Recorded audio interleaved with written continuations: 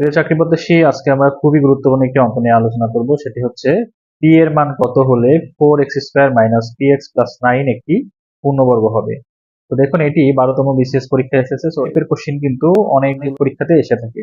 তো এটি সমাধান করতে গেলে আমাদের যেটি জানতে হবে, দেখুন যে এই যে ax² plus bx plus c সমান 0, এই সমীকরণকে বলা হয় দ্বিঘাত সমীকরণ, এবং এই সমীকরণের একটি নিশ্চয়কের সূত্র হচ্ছে b² - 4ac। তো এই যে b² - 4ac, এটা তিনটি ক্রাইটেরিয়া আছে, এখানে দেওয়া আছে, আপনারা সেটি দেখে নেবেন। তো আমাদের এই অঙ্কটির ক্ষেত্রে আমাদের এই যে বি অর্থাৎ 2 নাম্বার যে ক্রাইটেরিয়া, সেটি হচ্ছে b² - 4ac সমান সমান 0 হলে মূলদ্বয় বাস্তব বাস্তব ও সমান অর্থাৎ পূর্ণবর্গ হবে। আমাদের যে মূল সমীকরণ, সেখান থেকে আমরা দেখছি যে a সমান সমান 4, অর্থাৎ এখানে 4 দেওয়া আছে, সেটি a, মাইনাস p মানে হচ্ছে b, এবং c মানে হচ্ছে 9। তাহলে আমাদের যে মূল সূত্র সেটি হচ্ছে, অর্থাৎ নিশ্চয়কের সূত্র হচ্ছে b²-4ac।